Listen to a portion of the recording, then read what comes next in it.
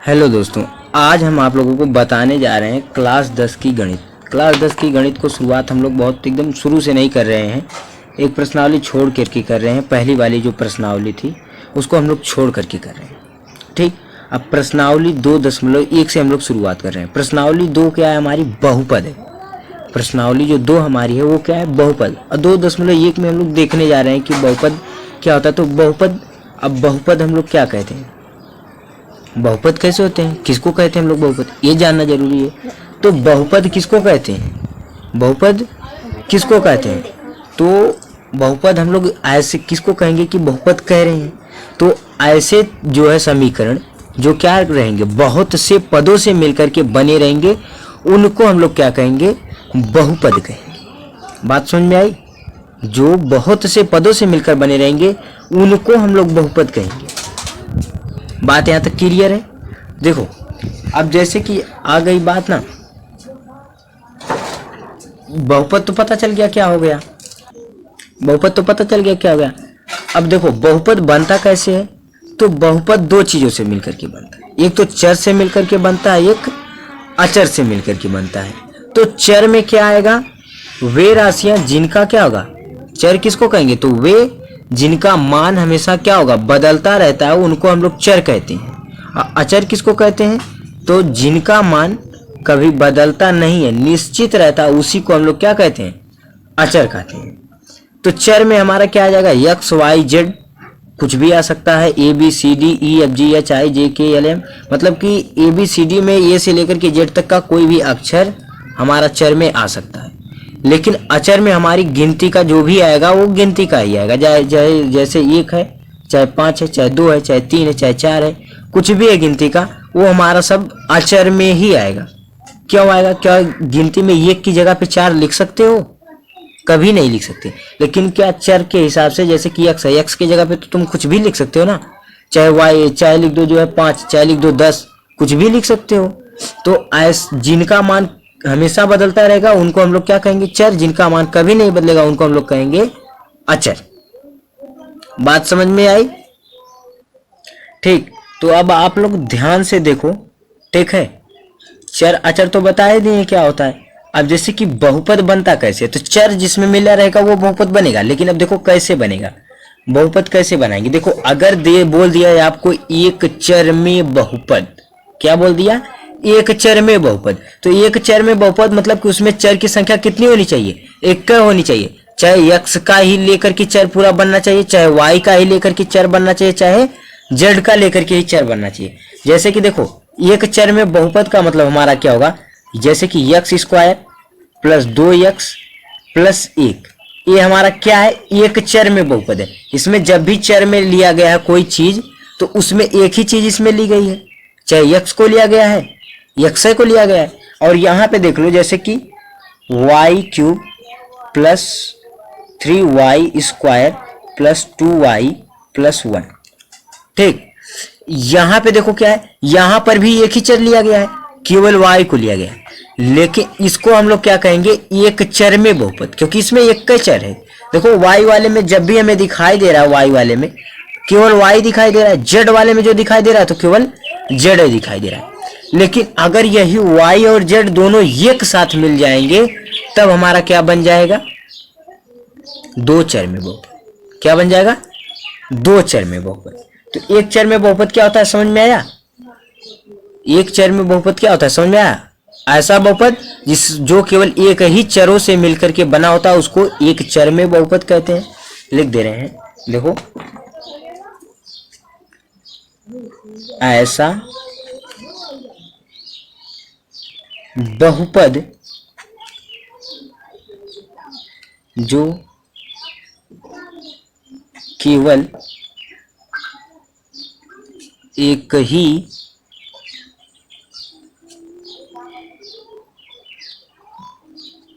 चरों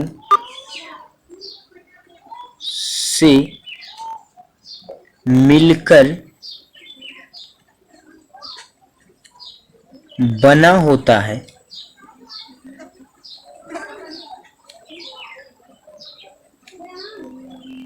उसे एक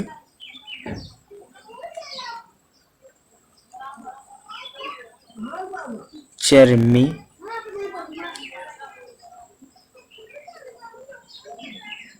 बहुपद कहते हैं। बात समझ में आ गई?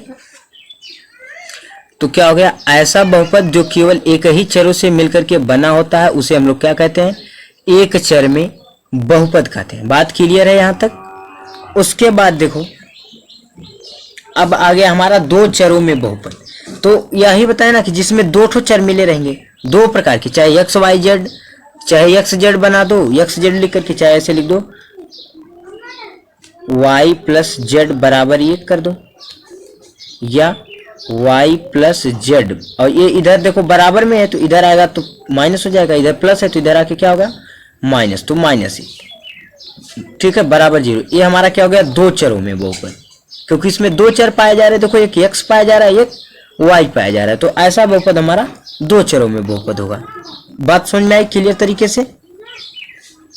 इसी तरीके से जब बात आती, अच्छा है देखो ऐसे लिख दो, चाहे 2x प्लस 3y, ठीक, और प्लस 4 बराबर 0, ये क्या है हमारा, ये भी हमारा दो चरों में बहुपद है। दिखाई दे रहा है ना, ये भी क्या है हमारा दो चरों में ही बहुपद है। क्लियर है यहां तक? चलिए आगे देखते हैं, ठीक है।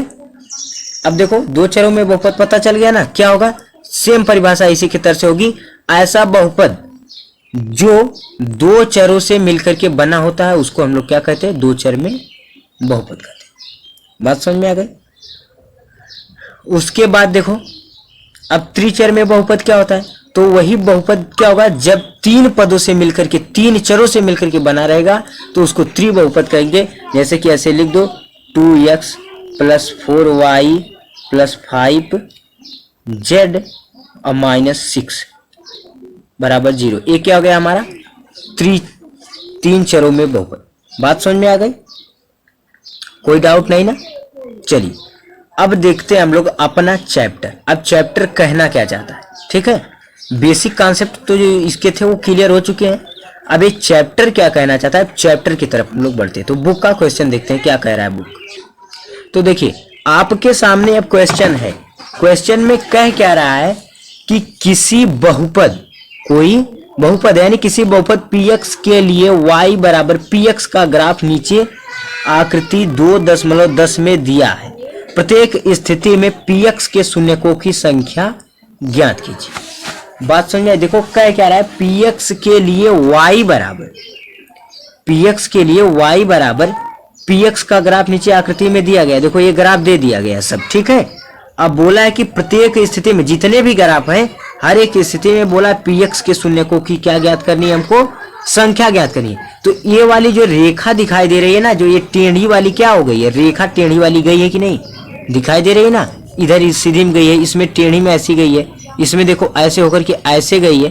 तो एक बात आप लोगों को ध्यान देना है कि ये जो है, ये वाली जो रेखा है, ये यक्ष वाले को, चाहे इधर का हो, चाहे मतलब इधर तो माइनस वाला होता है, इधर प्लस वाला होता है, चाहे माइनस वाले साइड का हो चाहे प्लस वाले साइड का हो, जितनी बार काटेगी, ठीक है, जितनी बार काटेगी px के शून्यकों की संख्या क्या होगी, उतने होगी।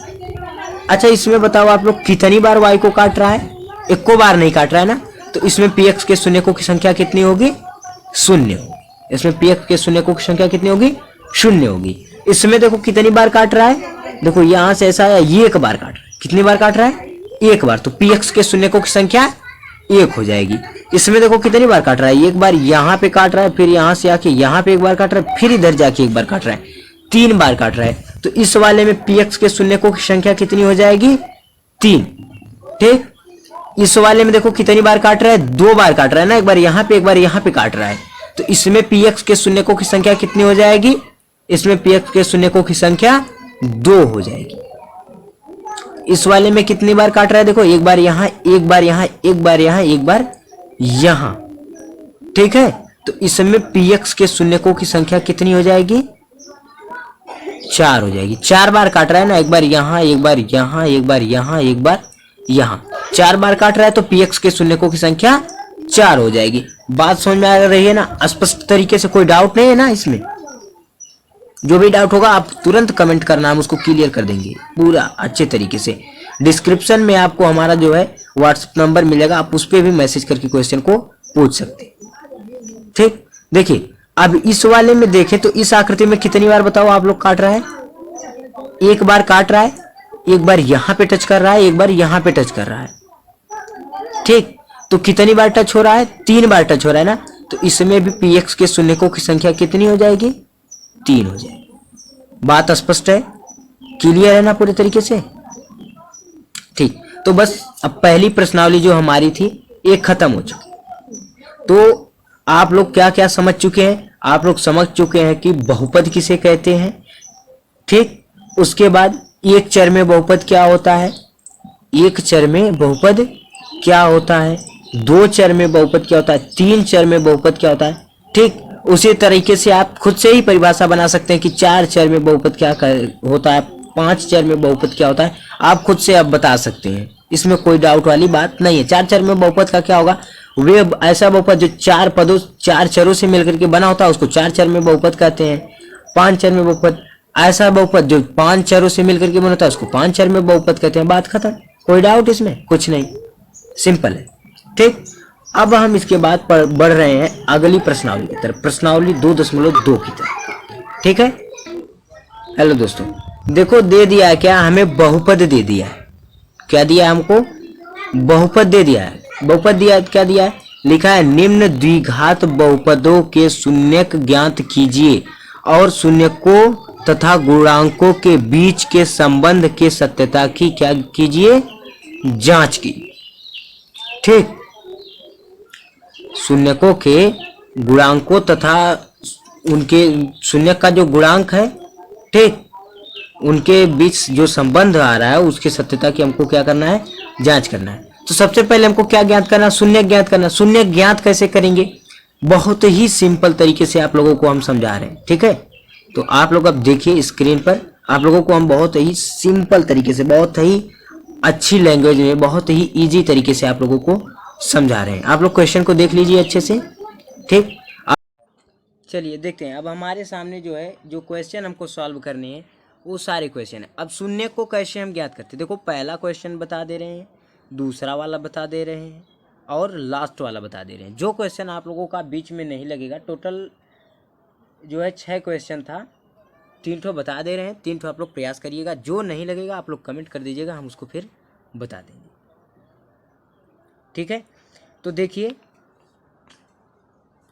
पहला वाला क्वेश्चन, पहले वाले क्वेश्चन में क्या कह रहा है, पहले वाले क्वेश्चन में हमको निकालना है, पहले वाले में यक्स स्क्वायर -2x -8, हमको इसका क्या ज्ञात करना है, शून्य ज्ञात करना है। ठीक है, शून्य ज्ञात करने के लिए क्या करेंगे, अब देखो ये जो 8 दिखाई दे रहा है, यहाँ पे एक्स स्क्वायर का जो गुणांक होता है, एक्स स्क्वायर के गुणांक का हम लोग यहाँ अचर पद वाले के साथ क्या करते हैं, पहले तो गुणा करते हैं। तो एक्स स्क्वायर का गुणांक यहाँ कुछ नहीं दिखाई दे रहा है ना, मतलब कि जिसका गुणांक कुछ नहीं, किसी के साथ नहीं होता, उसका गुणांक 1 होता है। अगर एक्स का ये स्क्वायर का गुणा 1 के साथ करोगे तो एक्स स्क्वायर आएगा, तो एक्स का 1 का गुणा इसके साथ करोगे तो -8 रहेगा। अब कितना आया, -8। ठीक, तो अब -8 का क्या होगा, -8 का अब हमको ऐसा 2 पार्ट करना है, ऐसा 2 भाग करना है कि गुणा करने के बाद कितना आना चाहिए, -8, और जोड़ने घटाने के बाद कितना आना चाहिए, -2। कितना आना चाहिए, जोड़ने घटाने के बाद -2। ठीक है, तो देखो सिंपल सी बात है, सबसे पहले हम लोग क्या कर लेंगे, इसका एलसीएम हम लोग यहाँ निकाल दे रहे हैं। ठीक है, समझने के लिए इजी तरीके से देखो यहाँ ऊपर निकाल दे रहे हैं। ठीक है, देखते जाओ आप लोग, यहाँ पे निकाल दे रहे हैं। 8 का आप लोग क्या कर लो, एलसीएम निकाल लो। 8 का एलसीएम निकाले, 2 दूनी 2 चौको 8, 2 दूनी 4, 2 एक 2। ठीक है, अच्छा 4 गुणे 2 करोगे तो 8 मिल जाएगा ना। अगर ऐसे कर देते हैं -4 गुणे 2, तो 4 दूनी 8, -8 भी मिल गया, और 4 में से -4 है और 2 क्या है, प्लस है, तो घटेगा तो कितना आएगा, -2। यानी कि हमारी दोनों कंडीशन इससे क्या हो रही है, संतुष्ट हो रही है। तो बस हम इसी को क्या कर देंगे, इस पर अप्लाई कर देंगे, तो क्या हो जाएगा, यक्स स्क्वायर। ठीक है, उसके बाद -4x प्लस 2x -8। बात समझ में आई। अब देखो दोनों में कॉमन क्या मिल रहा है हमको, दोनों में जो चीज़ हमको सेम मिलती है वही चीज़ हमारी क्या होती है, कॉमन होती है। बात समझ में आई। इसमें भी देखो यक्स इसमें भी मिल रहा है, यक्स इसमें भी मिल रहा है यहाँ पर, ठीक है। दो ठो देखो तो इसमें यक्स इसमें भी यक्स, तो यक्स हमारा कॉमन मिल सकता है ना। तो यक्स अगर कॉमन मिला है तो यक्स को बाहर ले लिए। तो अगर इन सब चीज़ों को हम कोष्टक में कर दें, इन सब चीज़ों को क्या कर दें, कोष्टक में हो जाएंगे। तो इसमें से यक्स एक बार निकल चुका है, 2x है, एक यक्स निकल गया तो बचा कितना यक्स, 1x। और यहाँ पे देखो, यहाँ पे केवल यक्स है था, एक का यक्स था, तो एक यक्स निकल चुका है, तो यहाँ बचा कितना है 4। बात समझ में आई। उसके बाद देखो यहाँ पे क्या है, अब यहाँ पे हमको कॉमन क्या मिल रहा है, यक्स इसमें मिल रहा है लेकिन इसमें नहीं मिल रहा है, लेकिन दो दोनों में मिल सकता है ना। 4 दूनी 8 और 2 दूनी 2 एक अन्नम 2, यानी कि यहाँ पे हमको क्या कॉमन मिला है, +2 कॉमन मिला है। तो यहाँ से यक्स बचा, यहाँ से 2 निकल गया तो कुछ नहीं, और यहाँ से यक्स बचा। अब देखो 2 का इसमें क्या हो जाएगा, भाग हो जाएगा, तो कितना आएगा यहाँ पे 4 आ जाएगा, -4। ठीक, तो यहाँ पे आया क्या, यक्स -4 एक कोष्टक में, यक्स +2 एक कोष्टक। बात समझ में आई। तो अब हमें पता चल गया क्या, यक्स -4 बराबर 0, शून्य ज्ञात करने के लिए, ठीक है। यक्स -4 बराबर क्या हो गया हमारा 0, तो यक्स बराबर 4, इधर माइनस इधर आया तो क्या हो गया प्लस हो गया। इधर यक्स +2 बराबर 0, तो यक्स बराबर इधर प्लस इधर जाके -2। बात समझ में आ गई, कोई डाउट नहीं है ना। चलिए अब अगला वाला बता रहे हैं। चलिए अब देखते हैं इसको। अब बताए थे हम पिछली बार ही आप लोगों को बताए थे ना कि इस वाले का इसमें क्या होता है, अचर पद के साथ क्या होता है, गुणा होता है। अचर पद के साथ क्या होता है, इसका गुणा होता है। तो अचर पद का अगर इसका 4 का अचर पद के साथ गुणा होगा तो यहाँ पे क्या आ जाएगा, हमारा 4 हो जाएगा। अब 4 का नाम 4 तो 4 हो गया। अब 4 का हमें ऐसा गुणा करना है कि गुणा करने के बाद कितना आना चाहिए, +4, और जोड़ने घटाने के बाद कितना आना चाहिए, -4। तो हमको पता है ना, अगर -2 गुणे -2 कर दे तो कितना आएगा, 4 आ जाएगा। माइनस माइनस का गुणा प्लस होता है, तो -2 गुणे -2 बराबर 4 आ गया। अब -2 और -2 बराबर कितना आएगा, -4। बात समझ में आई। तो हम लोग लिख सकते हैं क्या, 4s² यानी 4s² -2s +1। यहाँ पे 4 मत लिख देना गलती से, आप लोग जो चीज़ लिखी रहेगी उसी को लिखा जाएगा, ठीक है। बस इसका ऐसा हमें प्रतीत होगा, ऐसा हम लोग सोचेंगे कि हाँ यहाँ पे हो चुका है, ठीक है। ये चीज़ होती है, नियम के हिसाब से ये चीज़ होता है, तो ये चीज़ हो रहा है, ठीक है। ये मत गलती कर देना आप लोग कि यहीं पे लिख देना उसको, ऐसा नहीं होगा, ठीक। तो अब बताओ इन दोनों में कॉमन क्या मिल रहा है, यस इसमें भी मिल रहा है, यस इसमें भी मिल रहा है ना। 4 इसमें है, 2 इसमें है ना, तो 2 इसमें भी मिल जाएगा, 2 इसमें भी मिल जाएगा, तो 2 कॉमन हो गया। और क्या हो गया, यस, 2 यस कॉमन मिल गया, तो बचा क्या यहाँ पे, यहाँ पे 2 यस निकला है तो 2 यस, और यहाँ पे क्या हो गया, यहाँ पे यस। बात समझ में आई। उसके बाद यहाँ से सब कुछ निकल चुका है, 2 यस दोनों निकल चुका है ना, तो यहाँ पे क्या, जब कुछ सब निकल गया तो 1। और यहाँ पे कॉमन क्या मिल रहा है, कुछ मिल रहा है ना, तो यहाँ से इसमें तो 1 निकल जाएगा, इसमें से भी 1 निकल जाएगा, ठीक। तो यहाँ पे क्या है, -1, ठीक। तो यहाँ पे क्या हो गया, 2 यस यानी कि 2 यस, माइनस माइनस का गुणा क्या होता है, प्लस होता है, तो 2 यस और प्लस माइनस का गुणा -1। बात समझ में आई। तो यहाँ पे क्या हो गया, दोनों कोष्टक में से कोष्टक कॉमन ले लेंगे, तो 2s - 1 एक कोष्टक में, उसके बाद बचा कुचा जो बाहर का है 2s - 1 एक कोष्टक में। अब देखो शून्य कैसे ज्ञात होगा, तो शून्य के लिए सिंपल सा लॉजिक वही हमारा फिर से आएगा, 2s - 1 बराबर 0, तो 2s बराबर 1, क्योंकि 1 इधर माइनस था इधर आके प्लस हो गया, तो यस बराबर 1/2 यानी कि 1/2। ये हमारा शून्य निकल गया, ठीक। ध्यान से देखो, ये हमारा क्या हो गया, पहला शून्य। और जब दूसरा शून्य निकालेंगे तो दूसरा शून्य कैसे निकल जाएगा, 2s - 1 बराबर 0, तो 2s बराबर 1, तो यस बराबर 1/2। ये हमारा क्या हो गया, दूसरा शून्य। कोई डाउट आप लोगों को। आशा करता हूँ आप लोगों को कोई डाउट नहीं होगा। जो भी डाउट होगा आप लोग तुरंत उसके लिए बेखौफ होकर के कमेंट कर सकते हैं। ठीक, आप लोगों को उसके लिए कोई दिक्कत की बात नहीं है। चलिए अब अगला लास्ट वाला क्वेश्चन देखते हैं। आगे का पोर्शन हम लोग अब अगली वीडियो में देखेंगे। ठीक है, अगला वाला क्वेश्चन हमारा क्या था? अगला वाला क्वेश्चन हमारा था, देखिए, t² - 15 हमारा नेक्स्ट क्वेश्चन है, पांचवा वाला।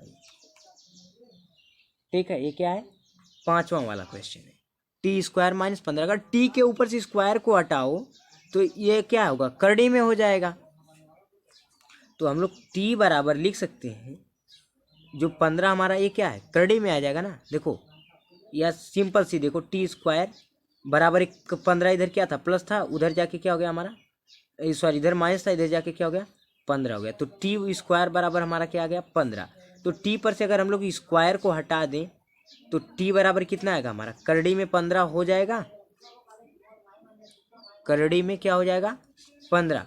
और एक बराबर क्या होता है? एक बार तो करड़ी में जो 15 आता है इसके ऊपर क्या होता है? प्लस भी होता है और माइनस भी होता है ना, दो चीज होती है ना। तो इसको हम लोग लिख सकते हैं ना कि t बराबर करड़ी में 15 और कामा माइनस करड़ी में 15।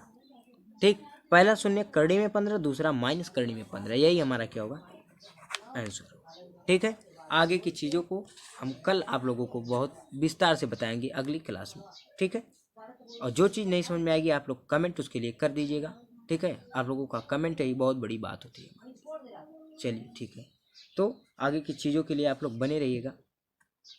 अगर आपको वीडियो अच्छा लगा तो चैनल को सब्सक्राइब करना ना।